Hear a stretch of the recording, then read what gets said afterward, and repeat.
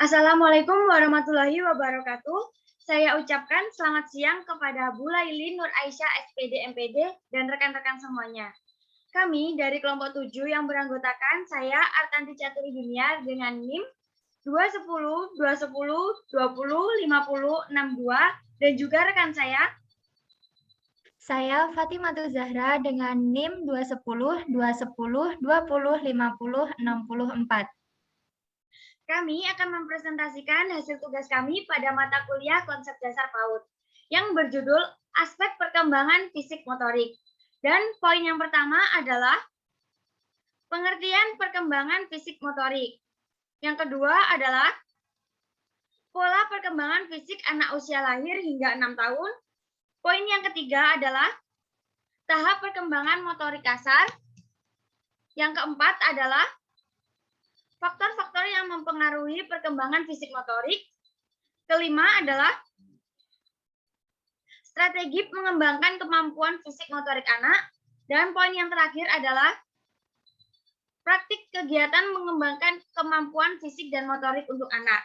Dan untuk poin yang pertama yaitu perkembangan fisik motorik yang dibacakan oleh saya sendiri.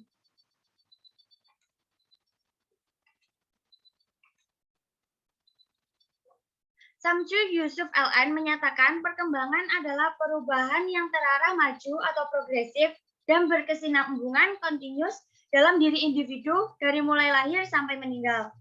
Dapat dikatakan perkembangan merupakan perubahan yang dialami oleh setiap individu atau organisme menuju tingkat kedewasaannya atau kematangannya yang berlangsung secara sistematis, progresif, dan berkesinambungan, baik menyangkut fisik maupun psikis.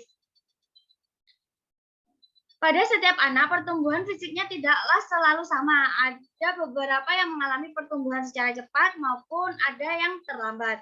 Selain berat dan tinggi badan yang berubah, anak juga mengalami perubahan yaitu perubahan fisik. Perkembangan motorik anak dapat berkoordinasi dengan baik seiring dengan perkembangan fisik yang beranjak matang. Setiap gerakannya sudah selaras dengan kebutuhan dan minatnya. Anak akan cenderung menunjukkan gerakan motorik yang gesit serta lincah, seperti bermain bola, berenang, menggambar, melukis, menulis, dan lain sebagainya.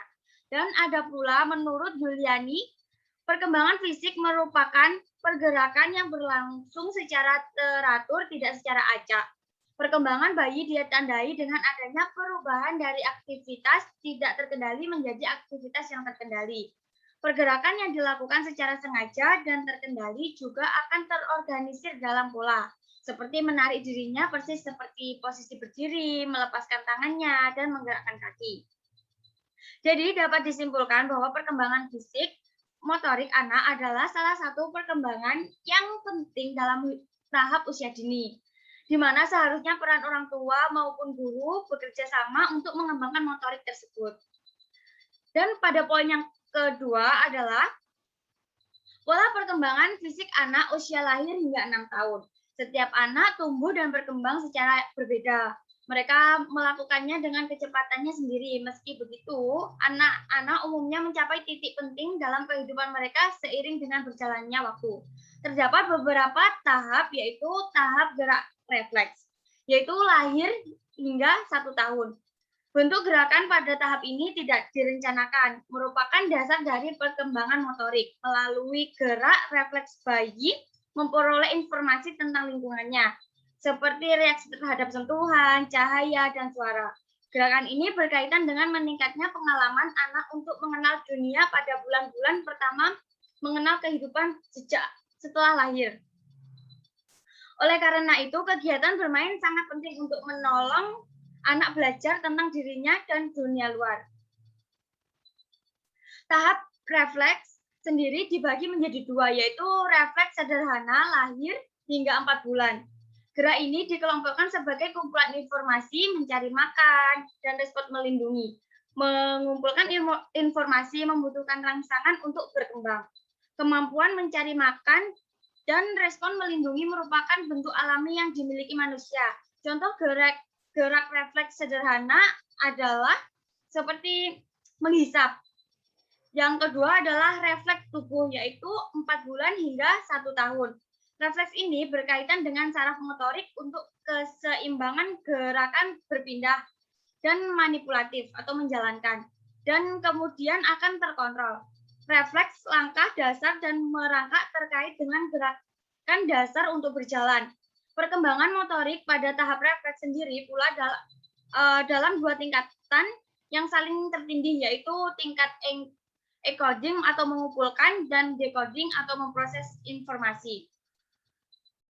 Setelah tahap gerak refleks, yang selanjutnya adalah tahap gerakan permulaan, yaitu lahir hingga 2 tahun. Gerak permulaan ini merupakan bentuk gerak sukarela. Yang pertama, dimulai dari lahir sampai usia 2 tahun. Gerakan permulaan membutuhkan kematangan dan berkembang secara berurutan. Urutan ini terbentuk alami. Rata-rata kemampuan ini didapat dari anak ke anak secara biologis, dan lingkungan sangat berperan penting dalam hal tersebut. Gerakan ini ada sebagai kemampuan untuk bertahan hidup dan merupakan gerakan yang mempersiapkan anak untuk memasuki tahap gerakan dasar. Beberapa gerakan keseimbangan seperti mengontrol kepala, leher, maupun otot badan. Gerakan manipulatif seperti menggapai, menggenggam, melepaskan, serta gerakan lokomotor seperti merayap, merangkak, maupun berjalan. Dan tahap pada gerakan permulaan ini dibagi menjadi 2 juga, yaitu tahap refleks tertahan, yaitu lahir hingga 1 tahun. Tahap ini dimulai dari lahir, lalu peningkatan gerakan bayi ini dipengaruhi oleh perkembangan korteks. Pada tahap ini gerakan sederhana dan gerakan tubuh digantikan dengan gerakan sukarela, namun berbeda dan terpadu karena saraf motorik bayi masih dalam taraf gerakan permulaan. Jika bayi ingin menggapai benda, mereka akan melakukan gerakan menyeluruh yang dilakukan tangan, lengan, bahu, ketika juga menggenggam. Proses pergerakan tangan dengan penglihatan terhadap objek, meskipun sukarela namun tetap terkontrol. Jadi kalau objek dia ingin menggenggam, nah seperti itu, yaitu contoh dari refleks tertahan. Meskipun sukarela namun tetap dapat dikontrol. Lalu yang kedua adalah prakontrol, yaitu 1 hingga 2 tahun. Usia 1 tahun, anak mulai lebih baik mengontrol gerakannya. Proses ini menggabungkan antara sensori dan sistem motorik, dan memadukan persepsi informasi motorik ke dalam kegiatan yang lebih bermakna. Pada tahap ini, anak belajar untuk dapat menyongkok equilibriumnya, untuk memanipulasi objek, dan untuk melakukan gerakan lokomotor melalui lingkungan untuk mengontrol perkembangannya. Lalu tahap gerakan dasar, yaitu usia 2 hingga 6 tahun.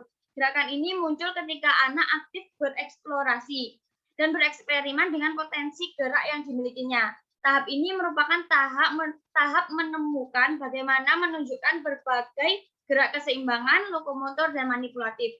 Maupun penggabungan ketiga gerakan tersebut, beberapa kegiatan lokomotor seperti melempar, menangkap, dan kegiatan keseimbangan seperti berjalan lurus dan keseimbangan berdiri dengan satu kaki merupakan gerakan yang dapat dikembangkan sesama kanak-kanak. Jadi menurut saya gerakan dasar ini adalah di mana anak-anak tuh aktif untuk bereksplorasi, di mana dia tidak boleh takut untuk bereksplorasi karena itu sangat penting untuk motoriknya. Dan tahap ini terbagi atas 3 tingkat, yaitu tingkat permulaan, yaitu usia 2 hingga 3 tahun. Tingkatan ini menunjukkan orientasi tujuan pertama anak pada kemampuan permulaan. Gerakan ini dicirikan dengan kesalahan dan kegagalan bagian gerakan secara berurutan. Kelihatan membatasi atau berlebihan menggunakan anggota tubuh, tidak mampu mengikuti ritme dan koordinasi. Gerakan keseimbangan, lokomotor, dan manipulatif benar-benar pada tingkat permulaan. Yang kedua adalah tingkat elementari, yaitu 4-5 tahun. Tingkat ini menunjukkan kontrol yang lebih baik dan gerakan permulaan koordinasi ritmik yang lebih baik. Gerak spesial dan temporal lebih meningkat. Namun secara umum masih kelihatan membatasi atau berlebihan. Meskipun koordinasi lebih baik, integrasi dan fungsi fisik anak semakin meningkat melalui proses kematangan. Di usia ini memang mereka tuh mempunyai gerakan lebih baik, namun tetap belum terlalu menunjukkan kontrol yang baik gitu loh. Seperti itu. Jadi yang ketiga yaitu tingkat matur, yaitu 5 hingga 6 tahun. Tingkatan ini dicirikan oleh efisiensi secara mekanik, koordinasi, dan penampilan yang terkontrol. Keahlian manipulatif semakin berkembang dalam mengkoordinasi secara visual dan motorik seperti menangkap, menendang, bermain bola, dan lain sebagainya. Dan yang poin selanjutnya adalah tahap perkembangan motorik kasar. Seperti yang sudah diatur dalam Peraturan Menteri Pendidikan dan Kebudayaan Republik Indonesia Nomor 137 Tahun 2014 tentang Standar Nasional Pendidikan Anak Usia Dini, bagian dasar tingkat pencapaian perkembangan anak atau STPPA, bahwa tingkat pencapaian fisik motorik kasar pada anak yang harus tercapai sesuai dengan kelompok usianya. Jadi terdapat beberapa kelompok sebagai berikut, yaitu kelompok usia lahir hingga 12 bulan. Berusaha mengangkat kepala dan ditelungkupkan, terus menoleh ke kanan, ke kiri, berguling miring, ke kanan, ke kiri, seperti itu. Lalu usia 3 hingga 6 bulan yaitu tengkurap dengan dada diangkat dan kedua tangan menopang. Duduk dengan bantuan mengangkat kedua kaki saat terlentang, lalu juga kepala tegak ketika duduk dengan bantuan. Jadi kepalanya sudah bisa tegak ketika duduk. Lalu selanjutnya yaitu usia 6 hingga 9 bulan, di mana dia bisa tengkurap bolak-balik tanpa bantuan, mengambil benda yang terjangkau, memukul-mukulan, melempar, menjatuhkan benda yang dipegang juga. Lalu di usia ini juga mereka dapat merangkak ke segala arah. Juga bisa berdiri namun dengan berpegangan, lalu duduk tanpa bantuan juga, dia sudah bisa pada usia ini. Lalu selanjutnya adalah usia 9 hingga 12 bulan. Dalam usia ini mereka dapat berjalan dengan berpegangan, bertepuk tangan. Jadi mereka lebih bisa berjalan namun tetap harus berpegangan karena mereka belum terlalu baik dalam berjalan pada usia ini. Lalu kelompok usia 12 hingga 24 bulan. Pada usia 12 hingga 18 bulan, mereka bisa untuk berjalan beberapa langkah tanpa bantuan. Jadi ketika tadi mereka masih berpegangan, pada usia ini mereka sudah tidak berpegangan lagi. Terus mereka juga bisa untuk naik turun tangga atau tempat yang lebih tinggi dengan merangkak. Melakukan gerak seperti menendang bola, berguling ke segala arah, lalu juga dapat berjalan dapat bangkit dari posisi duduk. Jadi dia sudah lebih bisa daripada usia yang tidak bisa berpegangan tadi. Lalu usia selanjutnya adalah 18 hingga 24 bulan. Berjalan sendiri tanpa jatuh, melompat di tempat. Jadi mereka aktif seperti kayak melompat-lompat seperti itu pada usia ini.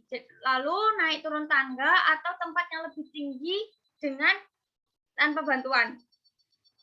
Lalu berjalan mundur beberapa langkah, lalu menarik dan mendorong benda yang ringan seperti kursi kecil atau mainannya yang bisa didorong pada usia ini.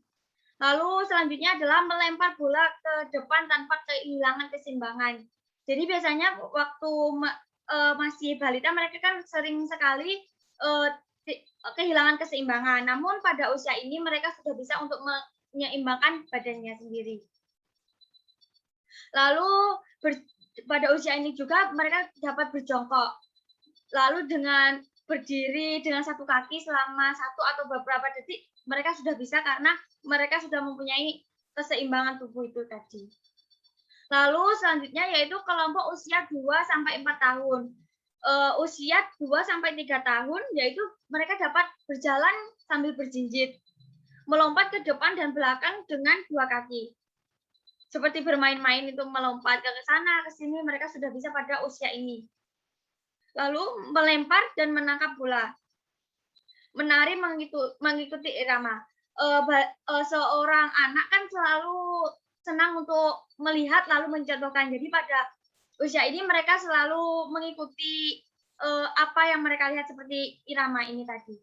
Lalu naik turun tangga atau tempat yang lebih tinggi dan rendah dengan berpegangan. Lalu selanjutnya yaitu usia 3-4 tahun, berlari sambil membawa sesuatu yang ringan seperti bola, buku, atau mainannya. Jadi pada usia ini mereka sangat aktif untuk berlari ke sana, ke sini dengan membawa barang yang ringan. Lalu meniti di atas papan yang cukup lebar. Gitu. Saat di usia kanak-kanak mereka akan diajari meniti di atas papan yang cukup lebar. Jadi mereka bisa untuk melakukan hal tersebut. Mereka juga pada usia ini mereka juga bisa melompat turun dari ketinggian, namun pada ketinggian 20 cm. Jadi masih rendah untuk usia balita, tapi mereka mampu untuk melompatinya. Lalu mereka juga bisa untuk berdiri dengan satu kaki. Selanjutnya yaitu kelompok usia 4-6 tahun.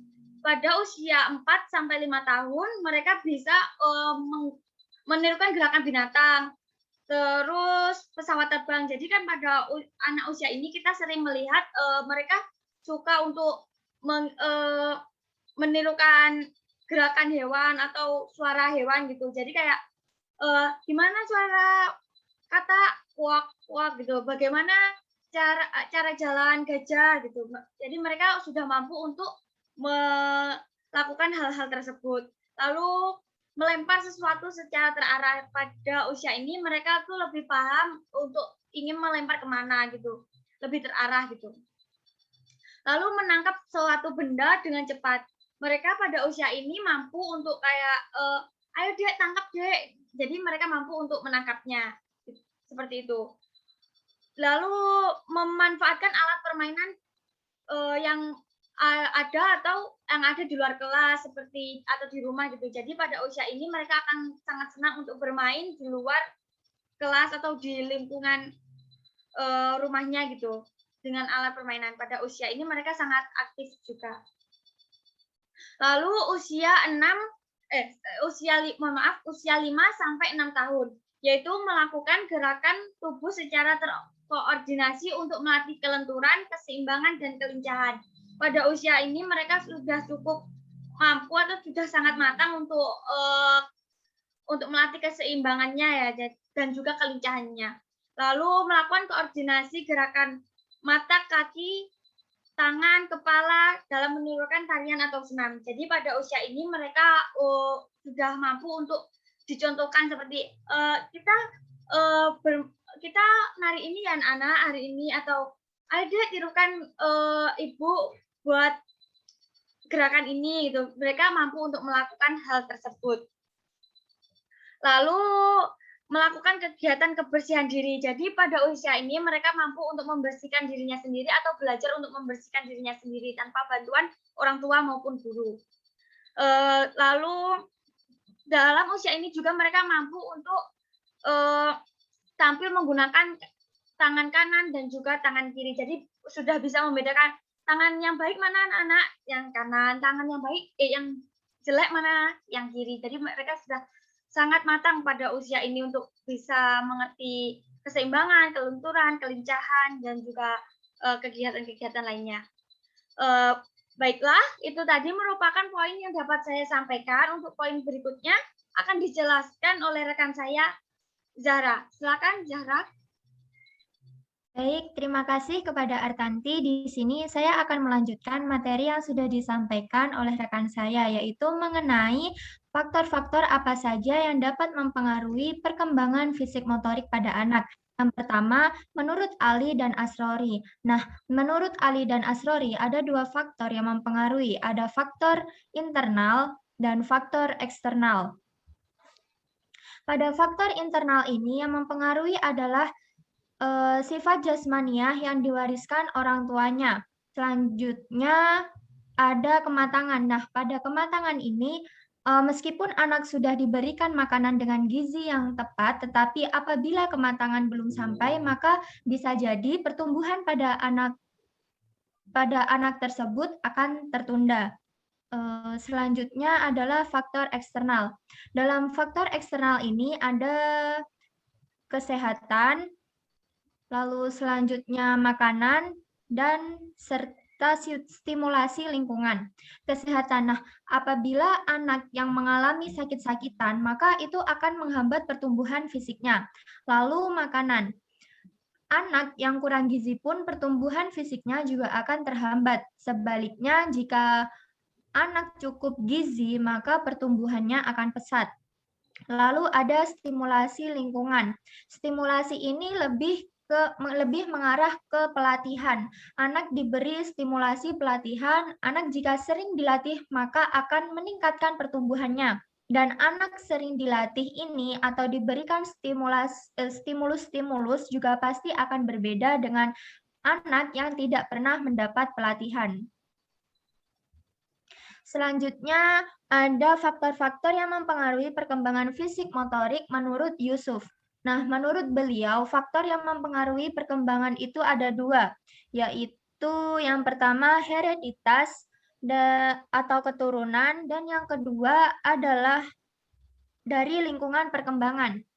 Hereditas atau keturunan ini merupakan totalitas karakteristik individu yang diwariskan orang tua kepada anak, atau segala potensi baik itu secara fisik maupun psikis yang dimiliki oleh anak itu sendiri sejak masa konsepsi atau pembuahan ovum dan sperma sebagai pewarisan dari pihak orang tua melalui gen-gen.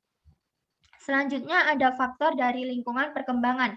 Nah, di lingkungan perkembangan ini pasti ada banyak berbagai peristiwa, situasi, atau kondisi sehingga pada lingkungan perkembangan ini diduga dapat dipengaruhi atau mempengaruhi terhadap perkembangan anak itu sendiri. Nah, selanjutnya yang terakhir ada faktor mempengaruhi perkembangan fisik motorik pada anak menurut Kamtini. Menurut beliau, ada beberapa faktor yang mempengaruhi pada proses perkembangan motorik, terutama motorik kasar pada anak. Di antaranya ada kematangan gizi, obesitas atau kelebihan berat badan, jenis kelamin, latihan, motivasi, pengalaman, dan urutan perkembangan. Yang pertama adalah kematangan. Kemampuan seorang anak melakukan gerakan motorik sangat ditentukan oleh kematangan syaraf yang mengatur gerakan tersebut. Yang kedua, gizi. Anak yang mendapatkan asupan gizi yang baik, maka secara kondisi fisik anak juga akan memiliki kondisi yang baik, sehingga dapat bergerak dan beraktivitas secara aktif dalam menggunakan anggota tubuhnya. Yang ketiga, obesitas atau kelebihan berat badan. Nah, ada banyak faktor yang dapat memicu terjadinya obesitas itu sendiri. Salah satunya adalah faktor keturunan. Jika anak dibiarkan bermalas-malasan, dibiarkan untuk malas bergerak, maka lemak akan tertimbun dan membuat tubuh menjadi gemuk. Anak yang mengalami obesitas ini pun pada umumnya juga akan memiliki rasa percaya diri yang rendah. Nah, cara terbaik untuk mengatasi masalah ini adalah dengan mengatur pola makan anak dan mengajaknya untuk rajin berolahraga. Yang keempat, jenis kelamin. Perbedaan jenis kelamin ini akan tampak dalam berbagai kegiatan pada usia 2-5 tahun. Umumnya anak perempuan lebih pada keterampilan keseimbangan tubuh seperti lompat tali. Sedangkan pada anak laki-laki lebih mengarah ke keterampilan seperti melempar, menangkap, menendang. Dan setelah usia 5 tahun, kemampuan gerak anak laki-laki dan perempuan biasanya akan saling menyusul. Yang kelima adalah latihan. Untuk mengembangkan keterampilan motorik anak, maka perlu dilakukan latihan dan bimbingan dari para pendidik, seperti dari orang tua ataupun guru. Yang keenam, motivasi. Motivasi ini bukan serta-merta hanya untuk menyemangati anak itu sendiri, tetapi motivasi di sini lebih mengarah ke memberikan kesempatan pada anak untuk melakukan berbagai kegiatan motorik kasar serta menyediakan berbagai sarana yang dibutuhkan oleh anak. Yang ketujuh, ada pengalaman. Pengalaman gerak merupakan dasar bagi pengalaman-pengalaman berikutnya. Pemberian pelatihan dan pengalaman ini dapat membangkitkan rasa senang pada anak. Dan faktor yang terakhir adalah urutan perkembangan. Proses perkembangan fisik manusia pada umumnya berlangsung secara berurutan, dari gerakan yang belum terarah sampai pada akhirnya menjadi lebih terarah. Kemudian sampai dia sendiri mampu menggabungkan gerakan yang berlawanan dengan koordinasi gerakan yang sangat baik. Materi selanjutnya tentang strategi mengembangkan kemampuan fisik motorik pada anak. Nah, Benyamin Bloom menyatakan bahwa rentang penguasaan psikomotorik ditunjukkan oleh gerakan yang kaku sampai pada gerakan yang lancar atau luas. Dev lalu mengembangkan teori Bloom ini dengan mengklasifikasikan domain psikomotorik ke dalam 5 kategori, mulai dari tingkat yang paling rendah sampai ke tingkat yang lebih tinggi.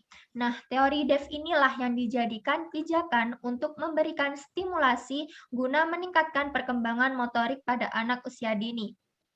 Di antaranya, yang pertama, ada imitation atau peniruan. Imitation atau peniruan ini adalah keterampilan untuk menentukan suatu gerakan yang telah dilatih sebelumnya. Strategi yang dapat dilakukan pada tahap ini untuk meningkatkan gerak fisik motorik anak dengan cara seperti meniru gerak binatang, suara burung, atau gerakan-gerakan yang lainnya. Yang kedua, manipulation atau penggunaan konsep. Manipulation atau penggunaan konsep ini adalah kemampuan untuk menggunakan konsep dalam melakukan sebuah kegiatan. Kemampuan ini sering juga disebut sebagai kemampuan manipulasi. Sebab pada tahap ini perkembangan anak selalu mengikuti arahan, penampakan gerakan-gerakan, dan menetapkan suatu keterampilan gerak tertentu berdasarkan latihan. Stimulasi yang bisa diberikan untuk mencapai kemampuan gerak fisik motorik pada tahap ini adalah dengan melatih keterampilan tertentu pada anak seperti menggunakan sendok makan, gunting, atau melakukan gerakan lompat-lompat, loncat, skipping, dan lain sebagainya. Yang ketiga, precision atau ketelitian. Ketelitian ini adalah kemampuan yang berkaitan dengan gerak yang mengindikasikan tingkat kedetailan tertentu. Kemampuan gerak fisik motorik ini sebenarnya hampir sama dengan gerak fisik motorik pada tahap manipulasi. Hanya saja pada tahap ini telah mencapai tingkat kontrol yang lebih tinggi, sehingga kesalahannya dapat dieliminasi. Stimulasi yang dapat diberikan untuk menunjang tercapainya gerak fisik motorik pada tahap ini adalah dengan melatih mengendarai sepeda roda 3, berjalan mundur, menyamping, zigzag, melempar bola, menangkap, dan menendangnya. Dan yang keempat, articulation atau perangkaian. Articulation ini adalah kemampuan untuk melakukan serangkaian gerakan secara komunikatif dan berkesinambungan. Kemampuan ini membutuhkan koordinasi antar organ tubuh, saraf, dan mata secara cermat. Kemampuan ini dapat ditingkatkan pada mengurutkan serangkaian gerak secara berkesinambungan, konsisten, ajak, dan luas. Stimulasi yang bisa diberikan untuk mencapai kemampuan gerak fisik motorik pada tahap ini adalah dengan menggambar, mengetik, menulis, dan lain sebagainya. Selanjutnya adalah tahap yang terakhir, naturalization atau kewajaran maupun kealamian. Kewajaran maupun kealamian ini adalah kemampuan untuk melakukan gerak secara wajar dan luas. Untuk dapat melakukan gerak fisik motorik pada tahap ini diperlukan koordinasi tingkat tinggi antara saraf, pikiran, mata, tangan, dan anggota badan yang lainnya.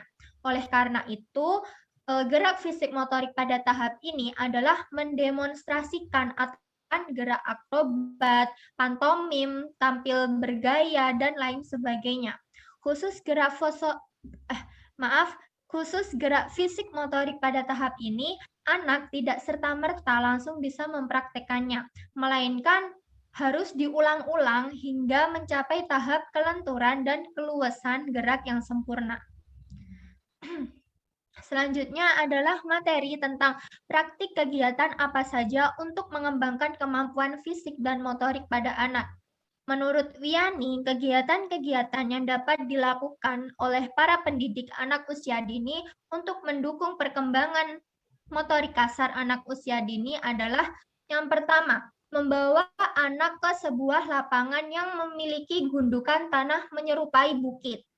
Nah, di sini peran pendidik dapat mengajak anak tersebut untuk menaiki dan menuruni gundukan tersebut. Fungsinya sendiri adalah untuk melatih gerakan kaki pada anak. Yang kedua, meminta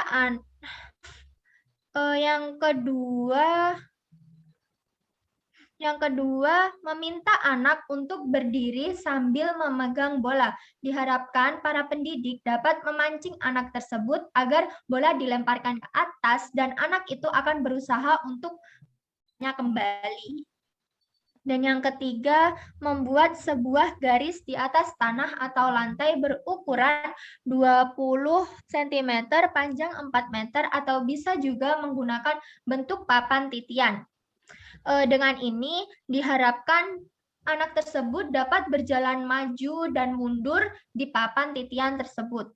Yang keempat, menyediakan tali tambang berukuran 2 meter yang menggantung pada sebuah pohon atau penyangga yang lainnya. Diharapkan anak dapat memanjat dan bergelantungan beberapa saat pada tali itu. Tentunya pada tahap ini harus dilakukan pengawasan oleh orang tua ataupun guru. Yang terakhir, membuat 2 garis yang lebarnya 50 cm, ibarat sebuah parit. Nah, diharapkan anak dapat melintasi garis tersebut dengan cara melompatinya. Seperti itu. Mungkin itu saja yang dapat saya sampaikan. Untuk selanjutnya, saya kembalikan kepada rekan saya.